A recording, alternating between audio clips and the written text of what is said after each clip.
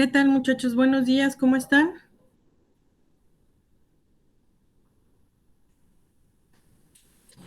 Buenos días. Buenos días, profe.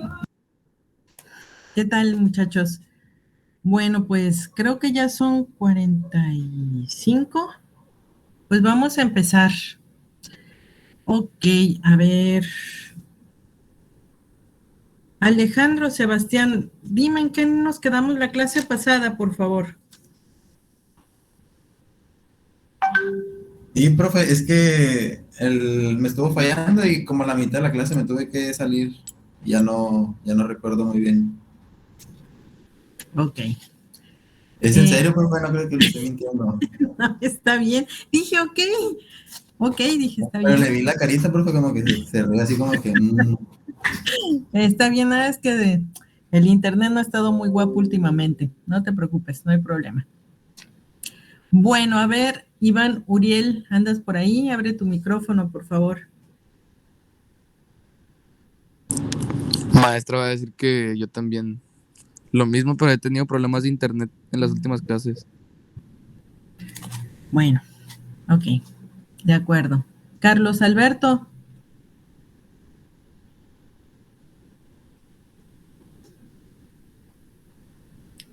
Dígame.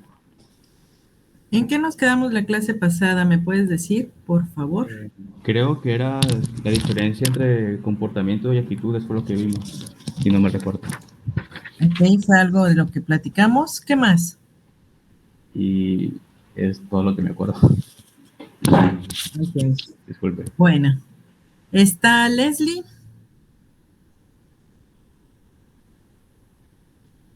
¿Leslie?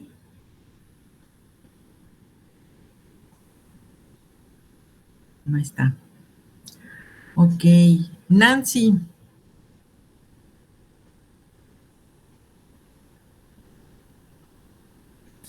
Nancy, Sí, ¿en qué nos quedamos? buenos días, profe. Buenos días. Yo no pude entrar a la clase. El lunes yo no entré a la clase. Ok, El lunes Nancy. no pude entrar yo a la clase. Ok, está bien. Am, vamos a ver. Andrea. Andrea Estefanía.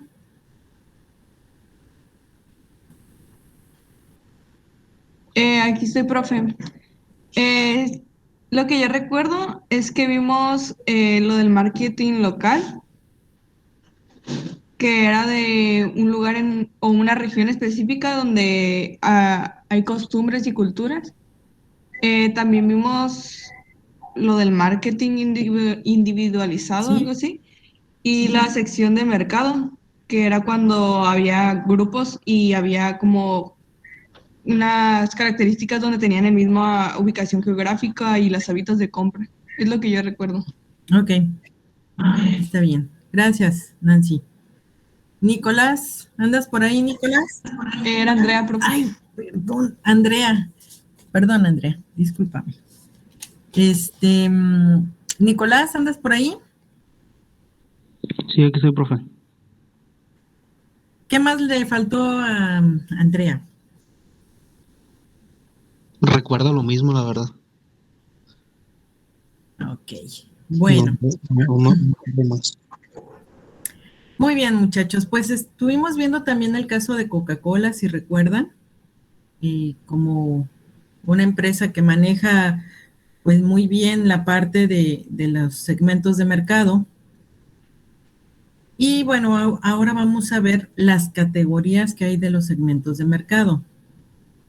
Voy a cerrar la cámara porque si no, no puedo. Está fallando el internet. Ok. Déjenme compartirles. Denme un momentito, por favor. La pestaña. Están. Ok.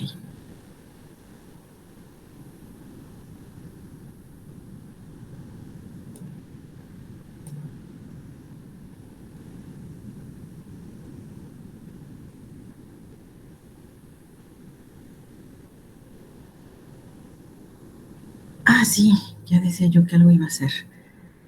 Sí, voy a grabar. Déjenme.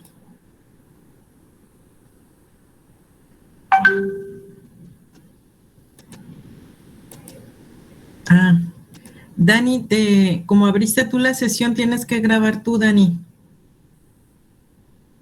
Ah, ok, ok. Por favor.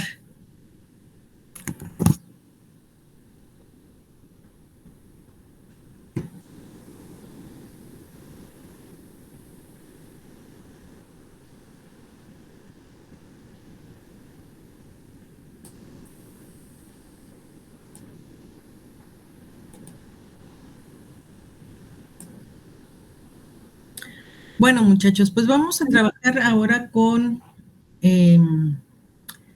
esta función de las categorías de segmento de mercado. Y en términos generales, esto es lo que se considera. Sí, sí sale, Dani, que ya estás grabando. Gracias. En esta parte tenemos lo que son las segmentaciones geográficas, demográfica, psicológica, psicográfica, sociocultural de beneficios y relacionadas con el uso. En la segmentación geográfica, para muchas empresas es muy importante esta segmentación porque ella determina tu viabilidad para abrir e instalarse en algún punto específico. Para ello tienen que considerar la región, el tamaño de ciudad, el clima y la densidad del área. Va desde ver cómo va creciendo la ciudad, es decir, los asentamientos humanos, cómo están creciendo, cómo se está manifestando también la situación de los servicios, las vialidades, el crecimiento de la ciudad, en cuánto tiempo se transita toda la ciudad de polo a polo, el clima, qué tipo de clima es el que prevalece mucho más. Y bueno, pues esto ha sido un punto calificativo para nosotros que entren o no ciertas empresas. Sobre todo porque la localización geográfica obliga a muchos a tener que traer los productos vía aérea o marítima, porque terrestre pues se vuelve todo un calvario. Y entonces esto tienen que pues evaluarlo por el hecho de que se va a encarecer el producto y tienen que respetar lo que manejan en sus otras sucursales. Entonces, por ejemplo, por ahí les había comentado que empresas como Sambors, Palacio de Hierro, Fábricas de Francia, el mismo Liverpool entró aquí por un capricho, ya que uno de los socios vive aquí en La Paz, pero los Liverpool son pues bastante amplios, de 3 pisos, realmente son unas edificaciones muy amplias. Este Liverpool que tenemos es muy pequeñito comparado con los que se estila colocar en malls o en áreas muy importantes, tipo Polanco, no sé, Las Lomas, en malls importantes, ¿no? Entonces, bueno, digamos que tuvimos aquí una probadita de lo que es un Liverpool. Pero en términos reales, esto obliga a muchas empresas a castigar a veces sueldos o tener cuidado con la dimensión de la tienda, ¿no? No sé si les ha pasado a veces en Sears, hace mucho calor y tú dices, oye, pero es un Sears o en un office, a veces la temperatura no está en el ideal y porque no prenden todos los aires, porque a veces las condiciones de tener siempre prendidos los aires acondicionados, pues es un costo operativo muy alto. Entonces, por eso el clima es algo que puede asustar, tanto algo extremo, ¿no? Frío y muy caliente. Entonces, bueno, las empresas tienen que considerar la segmentación geográfica. Después tenemos la segmentación demográfica. Aquí esta segmentación nos genera alternativas en los negocios, oportunidades de negocios, porque podemos destinarlos ya sea por edad, por género o por ingresos. Entonces aquí tenemos que un factor para ofrecer un producto o servicio puede ser por edad, puede ser por sexo. Ahora en términos reales y tácitos, nada más es masculino y femenino. Y no hay esta situación que se ha estado estilando en las redes, sino en términos reales, formales, es masculino y femenino. El estado marital, si la persona vive en concubinato, está en unión libre, está casado, divorciado, viudo, soltero. Sus ingresos, cómo tenemos el registro de los ingresos. Son ingresos estipulados por quincena, estipulados por honorarios, porque trabaja como freelance, tiene una combinación, tiene prestaciones, etcétera, ¿no? La educación, pues más que nada el referente es el nivel académico. ¿Cómo está ese nivel académico? ¿En qué estatus está? Y pues su ocupación. ¿A qué se dedica? ¿De qué la gira prácticamente? ¿Es un oficio? ¿Es un profesional? ¿Qué hace exactamente? Después tenemos la segmentación psicológica. Y aquí habla de la cualidad interna o intrínseca que tiene un individuo. ¿Cómo entendemos esto, muchachos? ¿Qué es eso?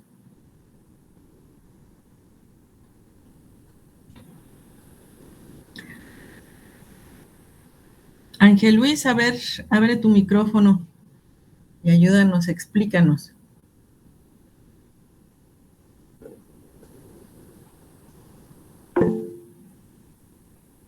Cristian, adelante.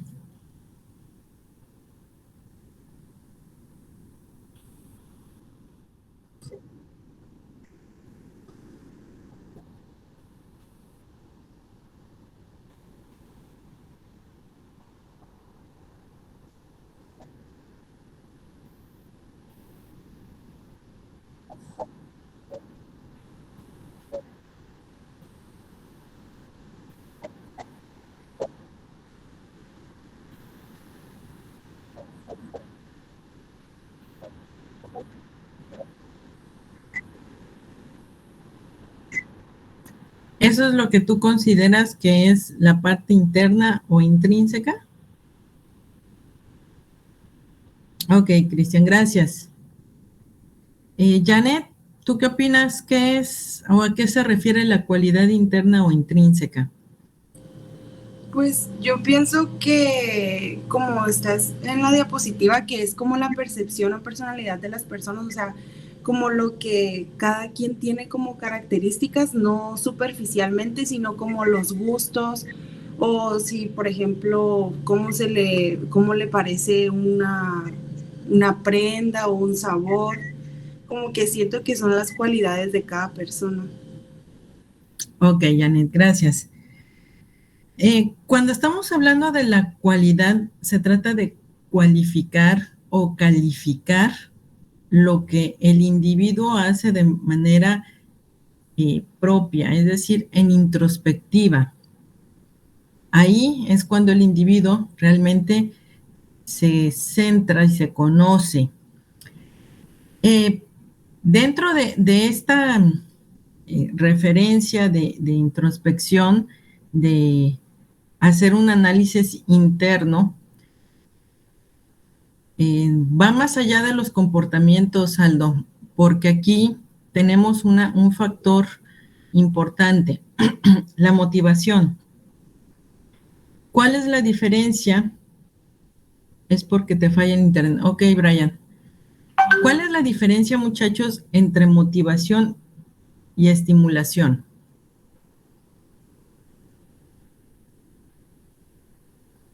Belén, ¿andas por ahí? A ver, Rebe, adelante. Yo entiendo que motivación es algo que va de nuestra parte, que nosotros queremos realizar, y estimulación es algo que una cosa, una persona te ayude a realizar las cosas, como casi siempre la estimulación de dinero, siempre dice. Ok, gracias, Rebe, muy bien.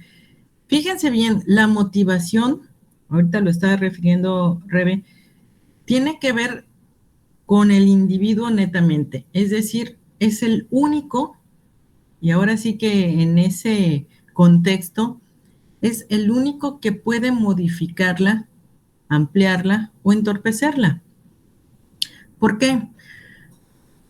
Porque va de acuerdo con sus intereses, con lo que él desea, con lo que está listo para realizar o lo que quiere empezar a realizar. Entonces, cuando nosotros hablamos malamente de los cursos de motivación en las empresas, por ejemplo, en realidad serían cursos de estimulación. Podemos generar, con base en los estímulos, que la motivación se active. Está fallando el internet. Si quieres entrar y salir, a ver si se mejora tu sonido. Entonces comentaba, por eso estos actos fallidos, espero que nunca lo hagan cuando ustedes dicen es que yo voy a cambiarla o a cambiarlo, no funciona. No funciona porque la persona tiene que realizarlo con conciencia y tiene que estar motivado para hacer cambios. Si no estamos motivados, los cambios no se dan, porque es netamente una posición del individuo. Entonces, por ejemplo, cuando sucede mucho cuando están en la etapa de la selección de carrera, vamos a pensar que en su casa les preguntaron, bueno, ¿qué quieres estudiar? Y a lo mejor alguien dijo, pues yo quiero estudiar escenografía. Y a lo mejor sus papás dijeron, no, pues es que de eso no vas a vivir, escoge algo de lo que puedas vivir. Pero es que, mira, puedes escoger contabilidad, administración, no sé, algo de ciencias de la salud. Y a lo mejor por azares del destino tuvieron que seleccionar la carrera que siempre han visto en casa, ¿no? Si hay un contador, si hay un abogado, y a lo mejor tomaron una carrera que realmente no les motivaba. ¿Qué hacen generalmente los padres? Porque se busca siempre tratar de ayudar. Van a generar un estímulo, ¿como cuál? Si sales muy bien en el primer semestre, te compro tu carro del año. Tráeme buenas calificaciones, pasa muy bien el semestre y te compro tu carro. Ese es un estímulo. Si el individuo que empezó una carrera que no le gusta, no va a ir motivado. Entonces, ahí su parte interna no está activa porque no está en algo que le genere esa adrenalina, esa emoción, ¿no? Cuando estamos en esa línea, los estímulos ya no son tan importantes, si me regalan o no me regalan, si me premian o no me premian, porque estoy dentro de algo que a mí me gusta. ¿Me doy a entender, muchachos? Sí, profe. Sí, ok. Entonces también va de la mano con la parte de la personalidad.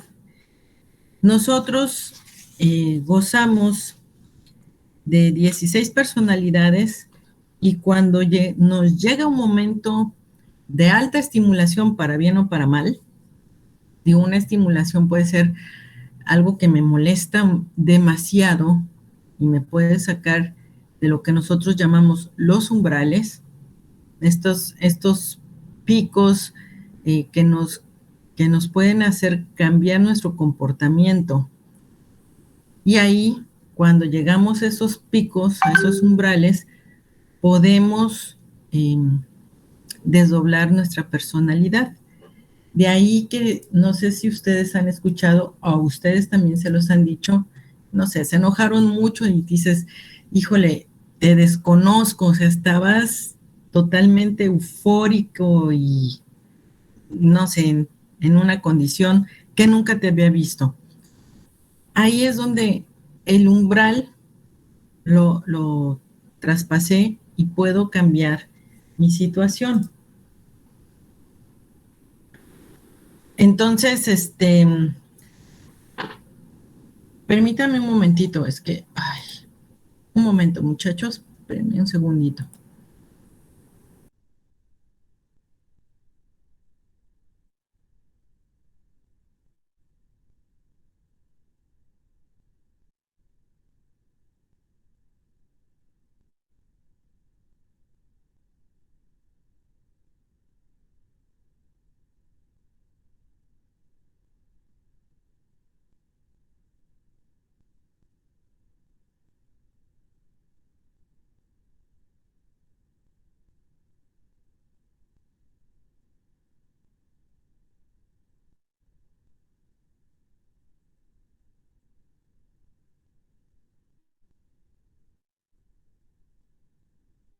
Listo, perdón.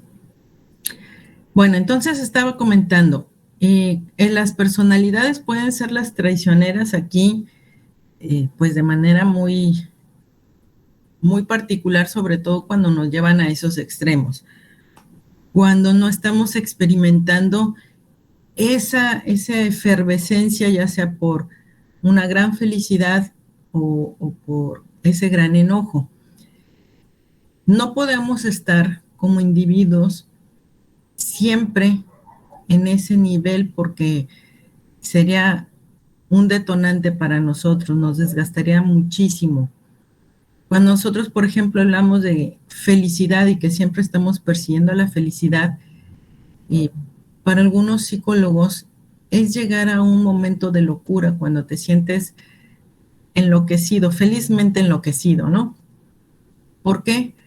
Porque es un detonante, se activan químicos en nosotros, pasamos ese umbral y es muy desgastante, es algo muy satisfactorio, pero muy desgastante. Por eso son momentos, instantes, que nos hacen sentir bien, pero que no podemos prolongarnos. Lo que sí se prolonga, por ejemplo, es la armonía, pero no la constante felicidad, ¿no?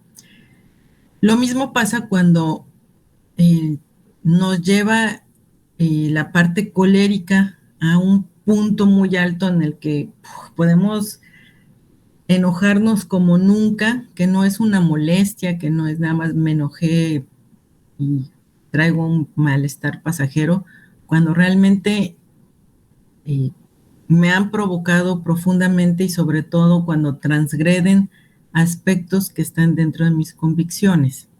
Ahí es donde podemos tener ese desdoblamiento de nuestra personalidad o cuando estamos en duelo o cuando estamos en un momento muy, muy específico, ¿no? Y esa personalidad puede jugarnos también en ese sentido un momento diferente. En la percepción trabajamos la parte de nuestras, el principio de la Gestalt o jugamos con la teoría de la Gestalt, en donde hacemos una organización de lo que estoy observando, formas, tamaños, colores, olores, todo lo que está en mis alcances, en mis sentidos, y genero una interpretación. Entonces, mi percepción también tiene un juego importante en esta segmentación.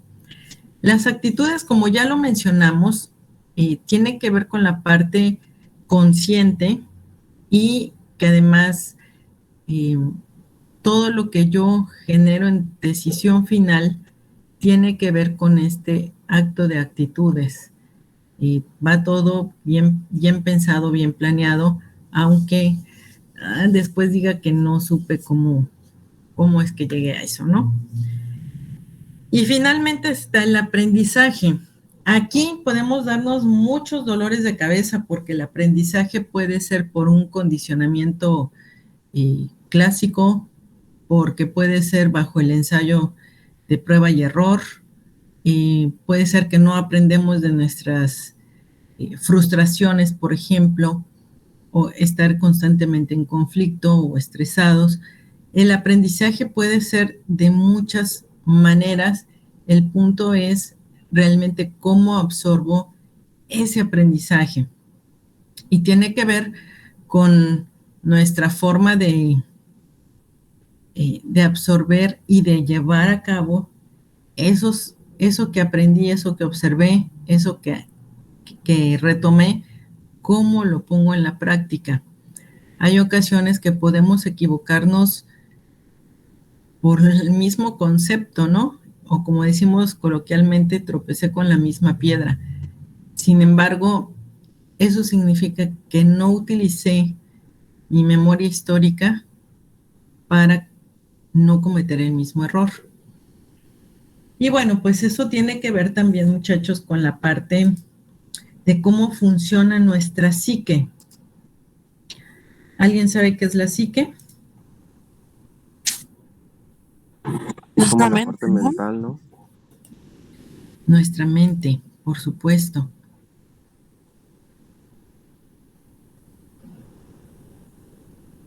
¿Ya vimos lo del yo, super yo y ello? Creo que nos dio una introducción al inicio. A ver.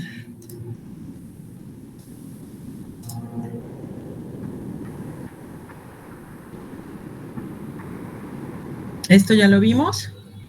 Sí, eso ya. Ok. Entonces, me voy a seguir con esto.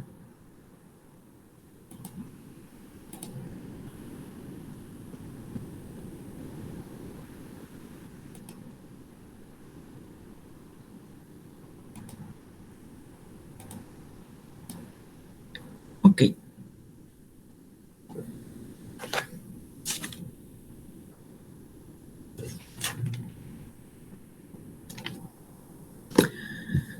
Bueno, después tenemos la segmentación.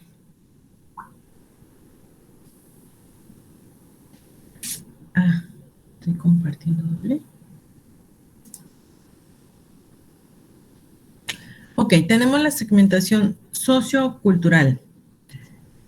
En esta tenemos que tomar dos factores. La primera es la sociológica, que es cuando hablamos de los grupos, cómo funcionan, cómo se desarrollan, cómo se comunica el grupo, cuáles son las bases de ese grupo, y las antropológicas, que es el contexto de la cultura.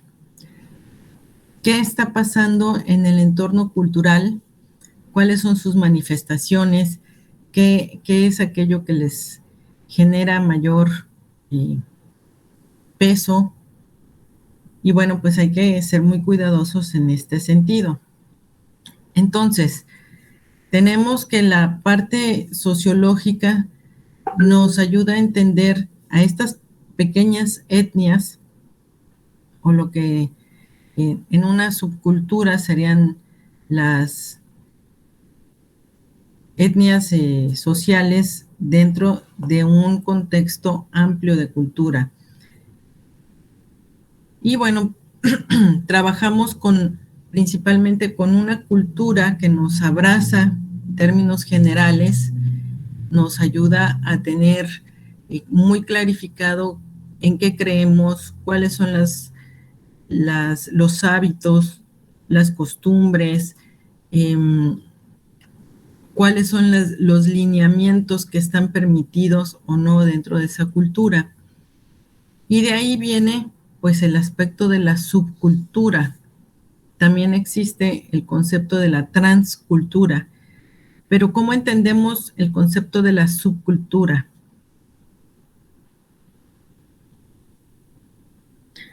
A ver, David, Alejandro, ¿me ayudas? ¿Qué es el concepto de la subcultura? Pues yo diría que, pues básicamente una cultura, pero que dentro de ella misma existen diferentes grupos, algo así. ¿Cómo qué grupos podrías darnos de ejemplo? Mm, por ejemplo, personas mexicanas y que dentro de ellas existen culturas, bueno, subculturas indígenas o algo así. Bueno, eso es parte de la cultura. Pero, por ejemplo, las tribus urbanas son pertenecientes a la subcultura. ¿Por qué? Porque están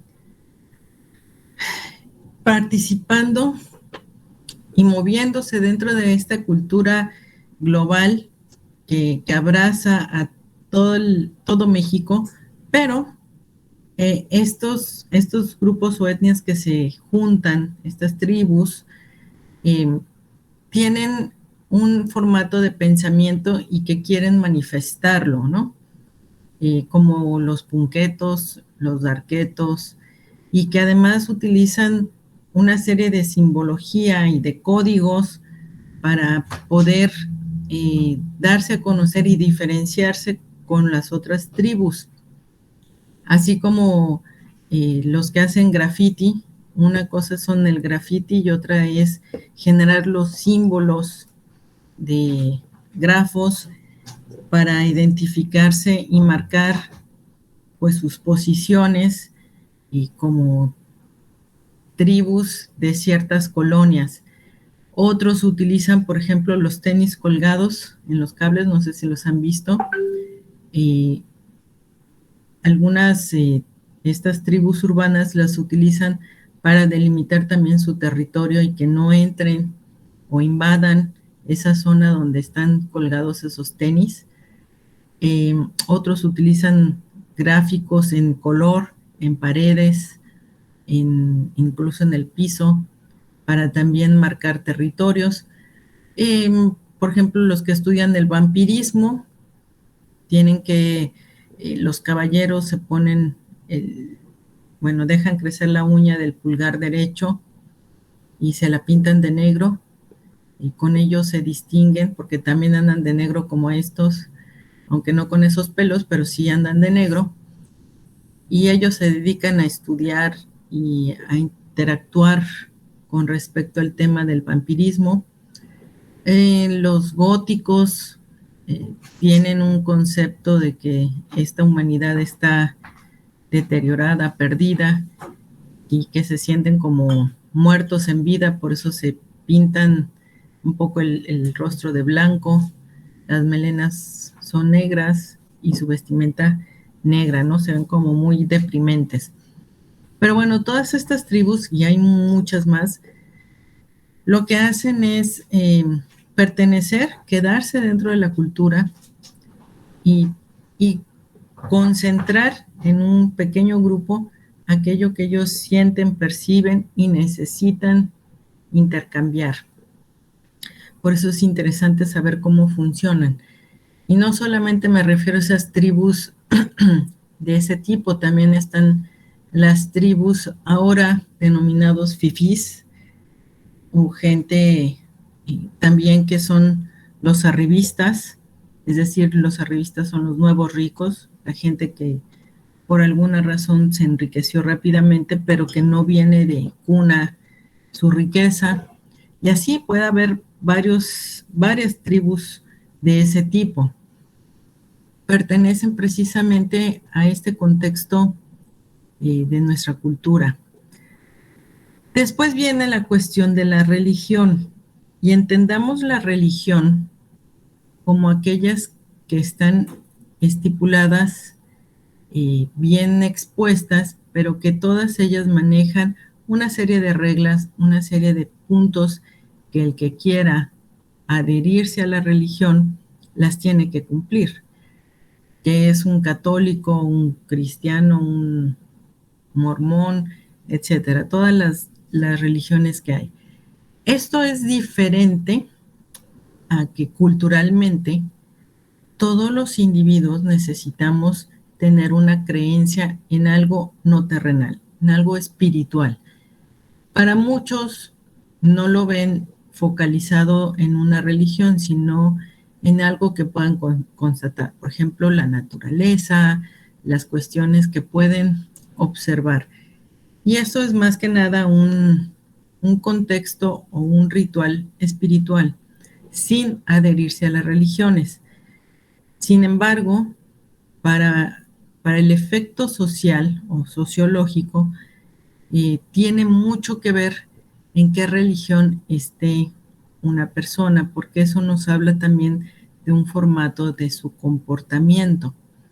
Entonces, por eso hablo de que es diferente la necesidad que tiene todo ser humano de expulsarse, de sentirse comprendido en un aspecto espiritual, y otra muy diferente es pertenecer a una religión. Después están las clases sociales. Para muchos autores esto de las clases sociales tiene un impacto a través de la historia y que siempre son necesarias tener las clases sociales. Sin embargo, para otros autores habla de estar en un esquema netamente capitalista y que aquí se corrompe el hecho de que te clasifiquen como si estuvieras en una granja, ¿no? De hecho, hay un libro referente a ello, de Orson Welles, y bueno, hablas precisamente sobre este tema. Pero bueno, pues en nuestro contexto real y actual, nuestra sociedad está dividida por clases sociales y eso nos lleva también a hablar posteriormente de lo que serían los segmentos socioeconómicos. Y finalmente en esta segmentación sería el ciclo de vida familiar. Dentro de esta cultura, de este grupo social, qué tan impactante, qué tan fuerte es el ciclo familiar. En otras culturas de nuestro país vecino, el ciclo de vida familiar está muy tergiversado y lo podemos ver con lo que producen en series, en películas, y no respeta edades. ¿En qué sentido va este comentario? Por ejemplo, las películas de Disney, primero, pues no son muy adecuadas los temas para los niños, y segundo, siempre hay una ausencia de la parte paterna o materna.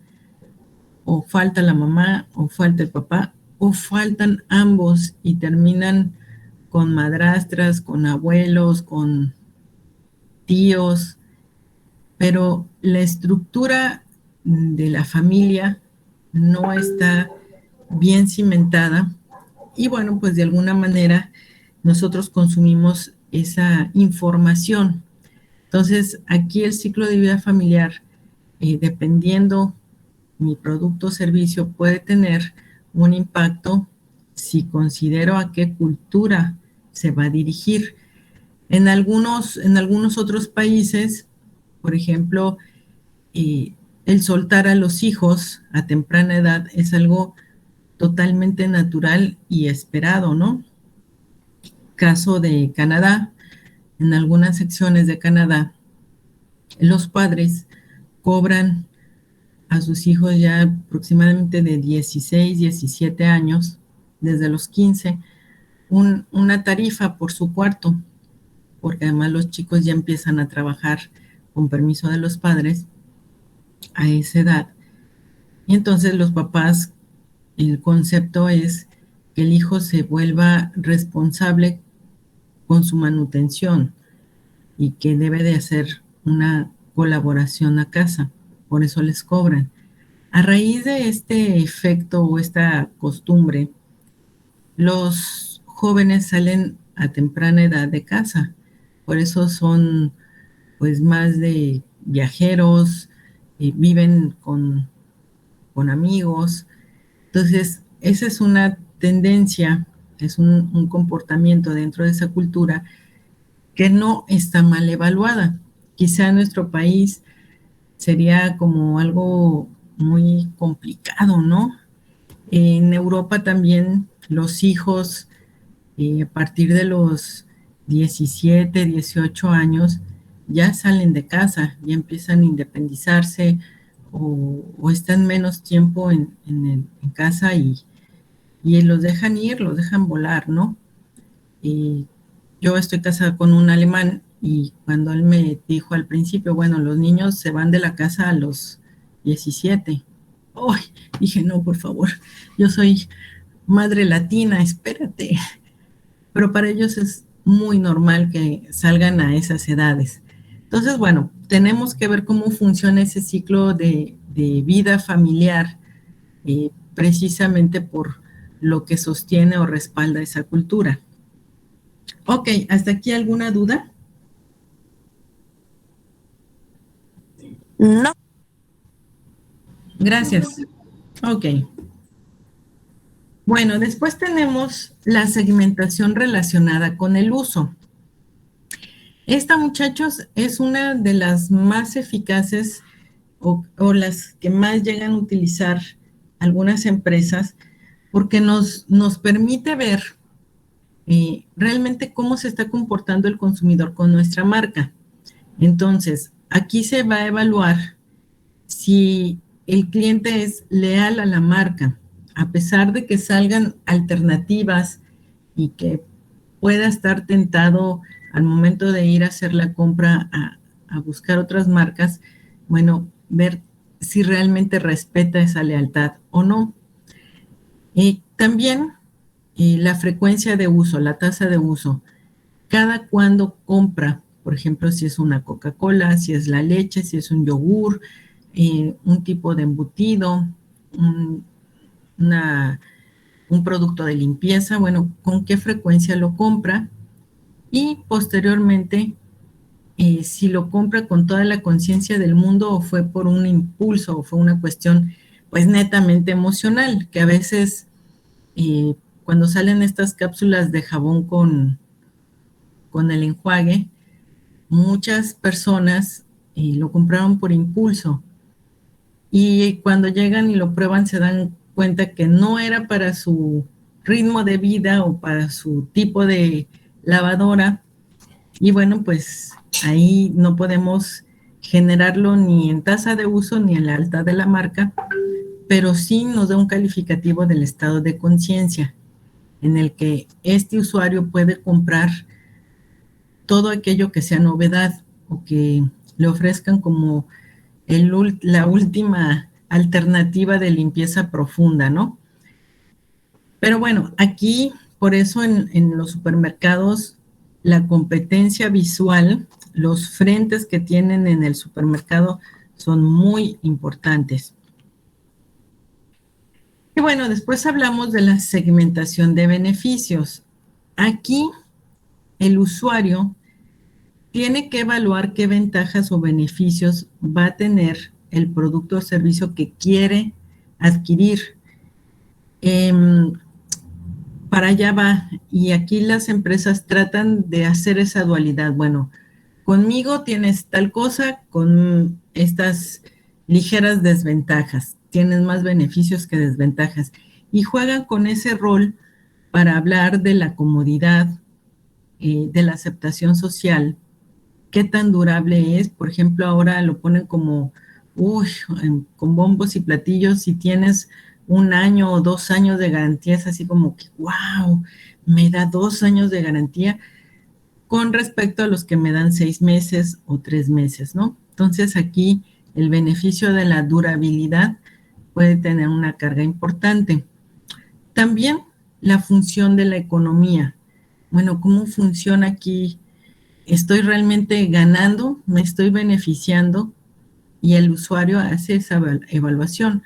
No sé si han visto esos comerciales cuando les desmenuzan tanto el precio y tú dices, bueno, no es lo mismo que mentalmente, psicológicamente me llegue el choque que vas a pagar, no sé, 2,000 pesos por tu seguro del auto, a que te digan, ¿qué te parece si con nosotros vas a pagar 10 pesos por día por el seguro de tu auto. El hecho de que me lo planteen de esa manera me está dirigiendo que estoy economizando. En realidad estoy pagando lo mismo. Mande, Edgar. Es que hace no más de 3 días así me ofrecieron un seguro para gastos médicos, no sé cómo era el rollo. Me dijo, bueno, total que me dijo la muchacha, ¿cuánto, cuánto te compras en la tienda con 6 pesos? Y yo, no, pues 3 chicles y bien me va, porque pues así es, ¿no? Y me dijo, bueno, pues eso es al día por el seguro y vas a pagar no sé cuánto. Ah, bueno, y yo le dije, ok, ahora usted multiplique esos 6 por 365. Yo creo que ahí sí compramos algo en la tienda, ¿no? Claro. Ajá, y pues ya, ahí fue, ahí murió. ¿Y lo compraste o no lo compraste? No, no lo compré. Ok. Ahora fíjense bien si eso lo hiciéramos, por ejemplo, con un seguro, pero para su retiro. Algo que tú puedes controlar. O sea, en los seguros de ese tipo, sí pueden ser de gran ayuda, aunque culturalmente nosotros no estilamos hacer ese tipo de amparos o de alternativas. Pero en su caso, como todavía no está bien definido esto de lo que son las antigüedades en los trabajos y que ustedes puedan gozar de una pensión, es muy recomendable que ustedes sí hagan un seguro, pero para que guarden para su retiro. Y si hacemos ese mismo efecto, en realidad ahí sí tienes ganancias, habría que ver qué porcentaje dan los seguros. Pero en este punto, ahí sí podemos trabajar mucho más enfática la economía. La otra es, por ejemplo, cuando te dan alternativas de inversión. Por ejemplo, los CETES. ¿Sí saben lo que son los CETES?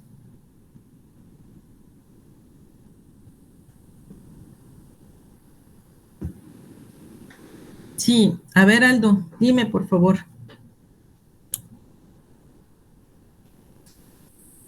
Es como un fondo de ahorro, pero es por parte del gobierno. O sea, como que dice, le prestas dinero al gobierno.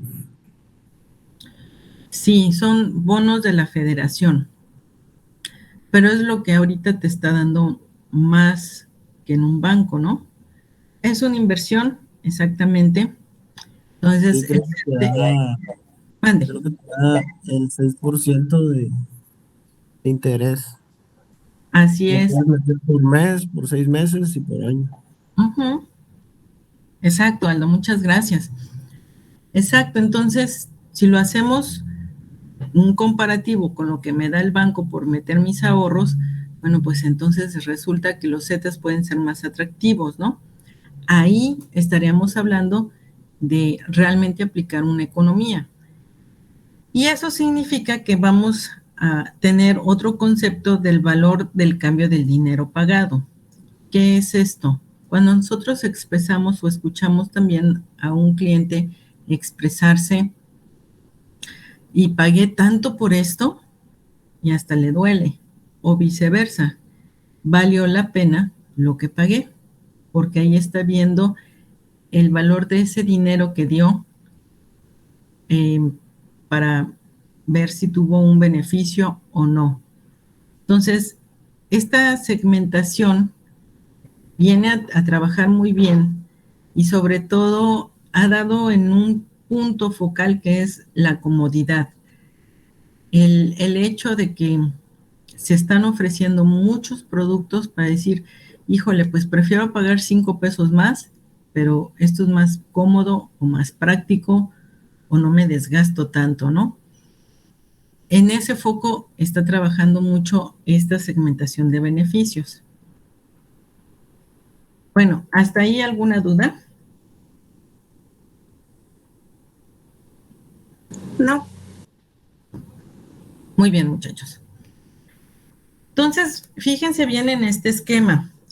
Cuando nosotros estamos trabajando lo que son los segmentos, en la parte número 1 tenemos 3 casos, que son galletas, que es un cereal y es comida, es pescado, ¿no? Un marisco. Y tenemos que siempre definirlos con el más menos cuando nos vamos a dedicar a ciertas edades. Aquí hablamos de más menos 3 a 15 años. Esto significa que puede entrar alguien de 2 o alguien de 16 años. Y, por ejemplo, hablamos de que es un segmento infantil y juvenil. En el siguiente tenemos también un segmento de adultos y aquí consideran los adultos más o menos 20 a 45 años. Y en el último es más de 50 años.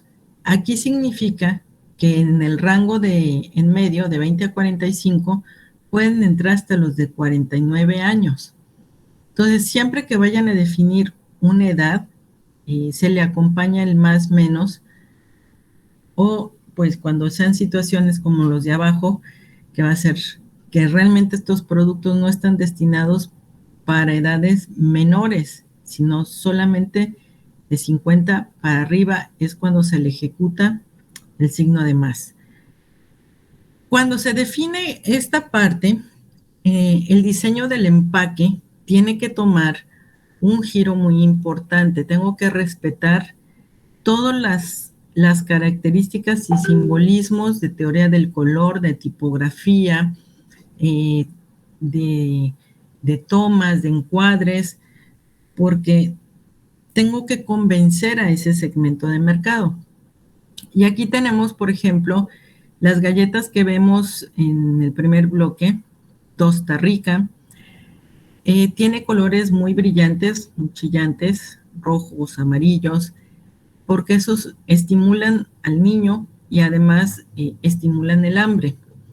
En el caso siguiente, que es el del cereal, que es el de Zucaritas, que aunque ahora ya no se les permite el personaje, pero en su momento el personaje viene siendo un factor de mucha atracción porque no va para los papás este cereal, sino para los niños. El hecho de ver el alimento con ese nivel de luminosidad habla de que está fresco, que está limpio, por eso el juego de los colores azulados al fondo, pero nos hace el énfasis para el niño que el producto es sano, que es algo extraordinario. Y finalmente, los nuggets tienen que utilizar ahí ese personaje caricaturizado y pues hablar de cómo pueden comer un pescado de una manera más divertida, más simpática, diferente y que sea atractiva para los niños. En el siguiente bloque tenemos que ya empiezan a preocuparse por la digestión, por problemas de colitis, gastritis, y que la alimentación tiene que ser mucho más cuidada. Por eso no hay tanto distractor visual. El tono del rojo es menos chillante, menos intenso. Se focalizan en el producto, ya no tanto en hacer distractores como el de arriba. Y ponen en letra más grande, versátil, el digestive. Después en el de All Brand, pues presentan una toma cenital de lo que sería el plato con el cereal y nos lo hacen ver atractivo, que se ve sano y que no se ve una cosa pastosa, sino que se ve un cereal que puedes comer sin ningún problema. Y después el pescado, su énfasis es el tiempo, que puedes cocinarlo en poco tiempo porque ese rango de edad tienen muchas actividades o están ocupados o ya tienen compromisos. Entonces, el foco de atención ahí es que lo pueden preparar de manera rápida, por eso el color azul y ese juego de verlo como dinámico. Finalmente, en el de los 50 años, lo primero que sale es qué vendes, que es el producto, y lo que voy a hacer contraste con el blanco que tengo de fondo en el área de sin azúcar es para enfatizar que el producto tiene características netamente para la salud. Y tiene que quedar claro porque a esa edad la gente ya no ve bien, porque quiere saber exactamente qué hay, no le interesa que le haya tanto distractor visual. En el caso de la fibra, si se dan cuenta, fibra es lo que más resalta. Si no lee lo demás, fibra tenemos la seguridad que lo va a leer. Y el juego de la gama de color, pues son colores neutros. Hacen un enfoque especial para la manzana, porque la manzana pues goza de tener mucha fibra y eso es lo que quieren transmitir. Y finalmente, el comer sano, si se dan cuenta, es muy escueto, así muy papa sin sal, ese pobre pescado, pero lo que quieren transmitir es comer sano, es decir, no trae grasas, no trae queso, no trae algo extra, estás comiéndolo prácticamente y pues lo más puro y sano ese pobre pescadito, ¿no? ¿Me doy a entender con esto? ¿Alguna duda? No, profe, ninguna duda. Ok, les voy a poner unos ejemplos de unos comerciales y de todos los segmentos, ustedes me van a decir qué segmentos están participando. ¿De acuerdo? ¿Quieren cooperar aquí? No, no quieren cooperar. Bueno, déjenme pasarlos. Un momento. Esta tecnología traicionera, ya cuando uno va a ponerlo se le pone quisquillosa.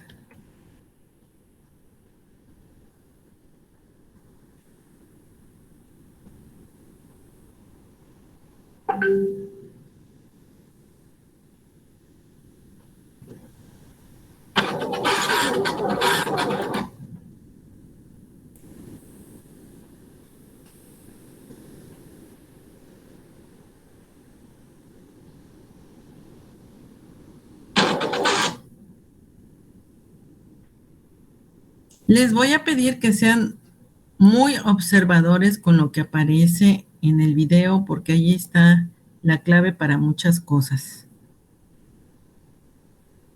Déjenme pasar. Aquí está.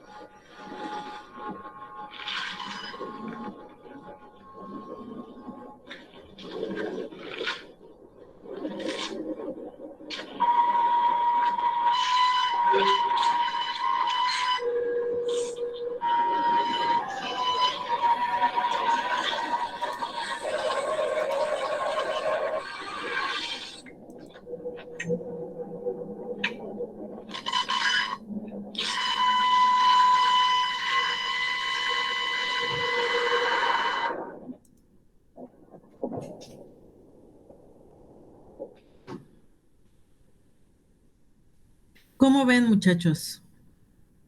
¿Para qué segmento de mercado está dirigido? Está fuerte, ¿no? Sí, está muy fuerte. De hecho, este comercial no puede pasar en México por la ley de publicidad. Es demasiado visceral, demasiado gráfico.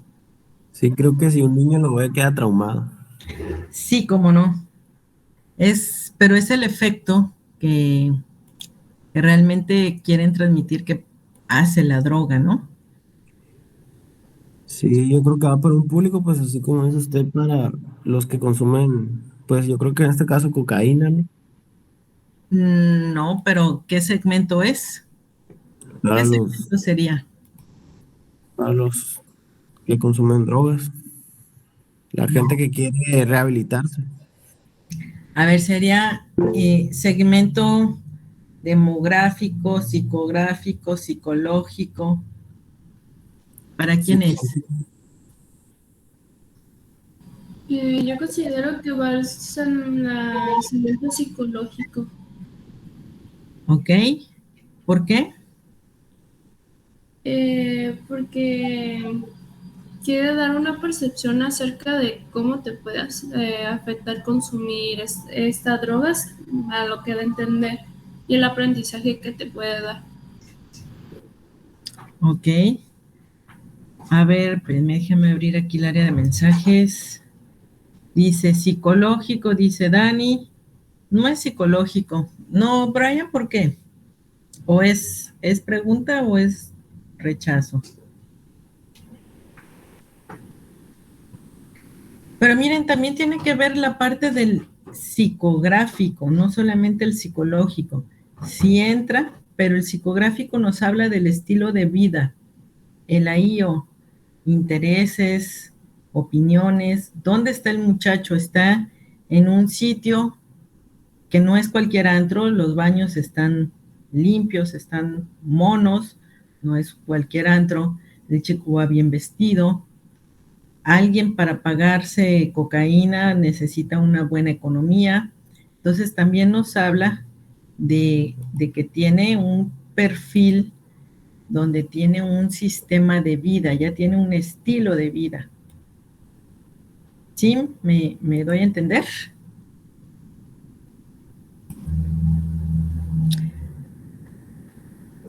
Bueno, déjenme ponerles otro.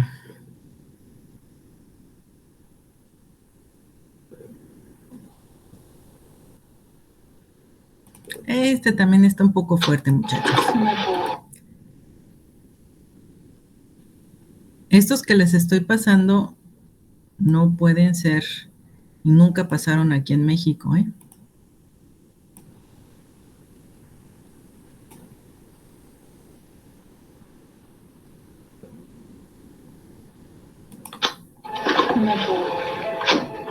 Nechceš jiná vysedačky, no? Vždyť je to skoro za rohem.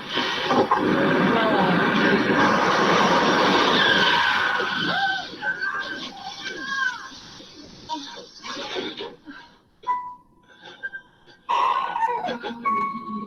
Při srážce nemáte šanci dítě v rukou udržet.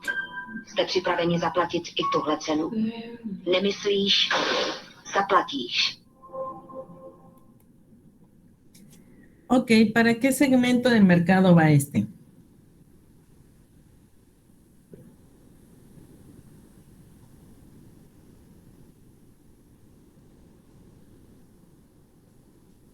A la seguridad vehicular.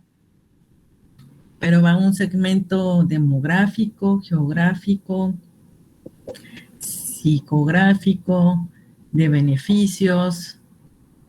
¿A cuál va?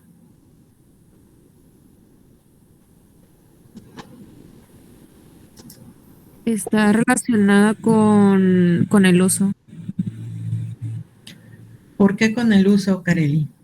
porque por su estado de conciencia que te hace como analizar el hecho de qué pasó y cómo se pudo haber evitado. Ok, ¿quién más? Ahorita damos el fallo final, Kareli. ¿Quién más?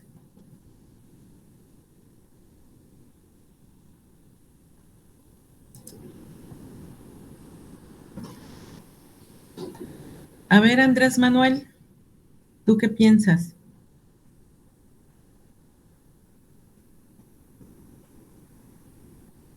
Andrés Manuel, ¿estás ahí? Ok, abre tu micrófono, por favor.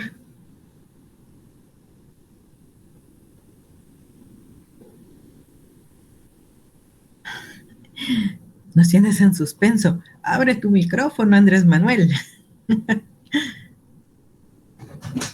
No tienes. Hay que poner un micrófono. Bueno, Aileen, ¿andas por ahí, Aileen? Sí, aquí estoy.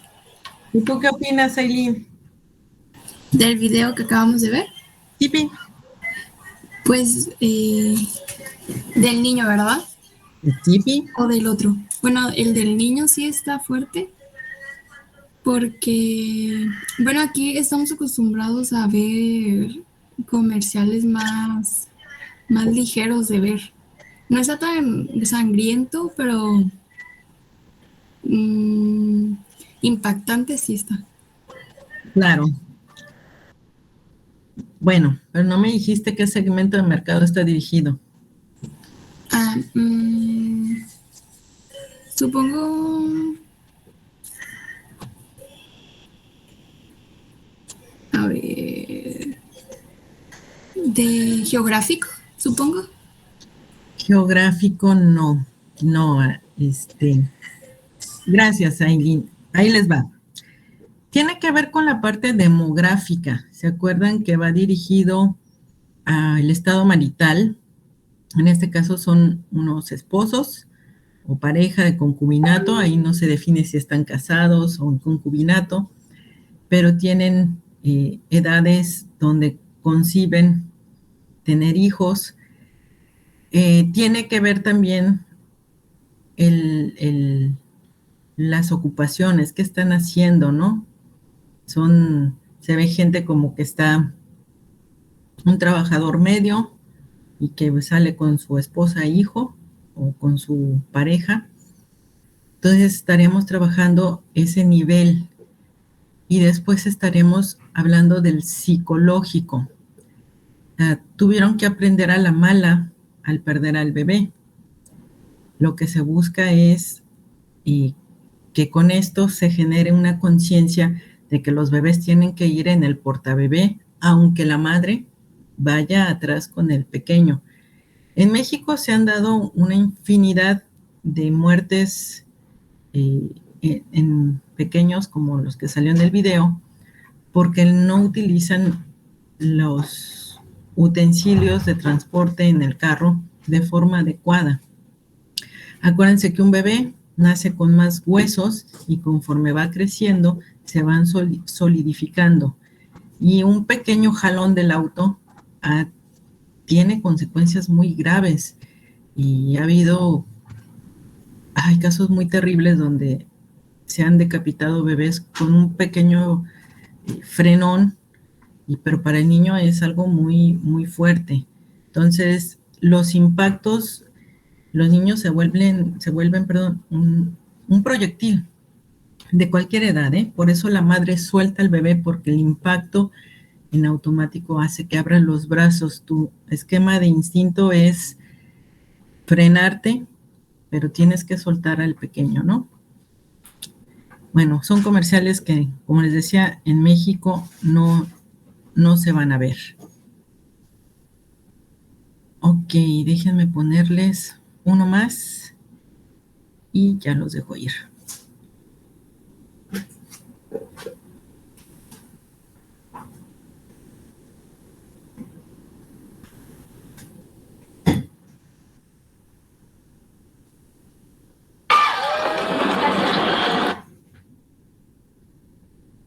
Ay, este se ve muy, muy malón.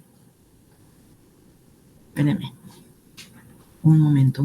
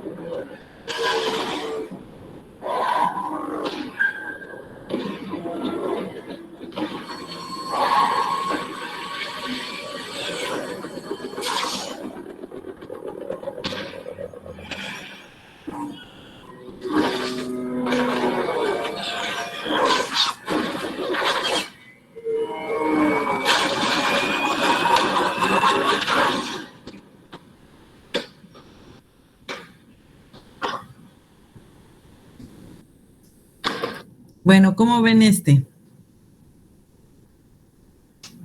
¿Para qué segmento de mercado está dirigido? Segmentación de uso. No le entendiste. ¿Por qué no, Dani? No. Ok. A ver, Rebe, ¿cuál era el significado de este comercial? ¿Cuál era la intención? Que se puede seguir avanzando. Por ejemplo, pues esto se refiere que con estos tenis puedes seguir esforzándote sin importar qué. Sin importar que te estén frenando, que te quieran detener, porque están anunciando la marca Adidas. Entonces están diciendo que Adidas te da toda la fortaleza, todo lo que necesitas para que logres el objetivo en este deporte, ¿no? Entonces, por eso ahí sí podría entrar en el segmento de beneficios. No ahí en psicológico, no. Tendría que ser en el segmento de beneficios, porque ahí sería el valor del dinero pagado. Cuando yo vaya a comprar estos tenis, que no son tenis baratos, ver que realmente voy a tener estatus porque me compré unos Adidas, porque son cómodos, porque son durables. Y la otra sería el psicográfico. Estamos hablando de alguien que se dedica a hacer un deporte que no es en una cancha de un parque, sino se ve en un lugar donde se entrena. Entonces, tiene un estilo de vida muy particular. ¿De acuerdo? Estos comerciales están destinados para un público distinto, no el latino, porque hay unos que tienen una mecánica, un formato de mensaje diferente. Y en el de Adidas no entró aquí a México porque era demasiado costoso poder exhibirlo. Bueno, pues espero que haya quedado claro el tema, muchachos. No sé si tengan alguna duda, algún comentario.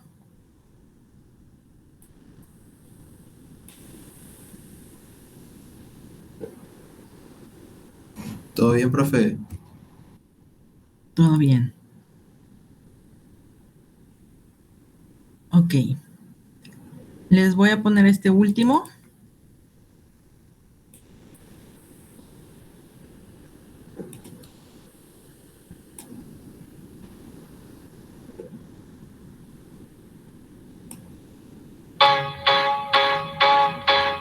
Después de probar el iPod con pantalla panorámica, Internet de verdad a velocidad 3G y revisar tus correos en cualquier lugar, sería fácil que olvidaras que también es un teléfono increíble. El nuevo iPhone 3G.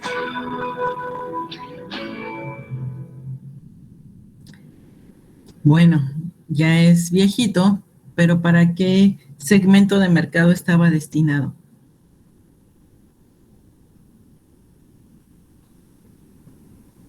Sí, hace unos ayeres, exacto.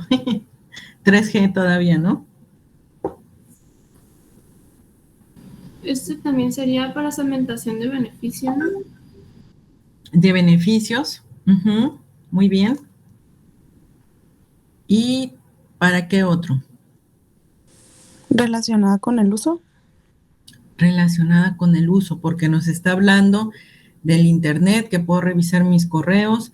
Entonces, ahí la tasa de uso nos va a referir qué tantas veces consulta o entra a ver, pues a navegar en internet o a revisar sus correos. Y que te da diferentes aspectos donde la gente puede sentir que está cumpliendo sus expectativas, por lo tanto la tasa de uso puede ser importante. Y el referente de la marca, ¿no? ¿Es fiel a la marca o no? Hay mucha gente que es altamente fiel a los iPhone, ¿no? ¿Qué pasó? ¿Alguien iba a comentar algo? Yo aprendí sin querer el micrófono, profe. Perdón. Ok, no te preocupes. Bueno, muchachos, pues nada. Entonces, pues espero que haya quedado claro los conceptos de este segmento de mercado. Por ahí, de tarea, les voy a abrir esa carpeta. Tienen que buscar qué otras alternativas, que hay autores que manejan el segmento conductual y otros más. Entonces, aparte de estos, el segmento tipo, ¿qué otros están pues en la bibliografía? ¿De acuerdo? Pues bonito día, cuídense mucho y estamos en contacto.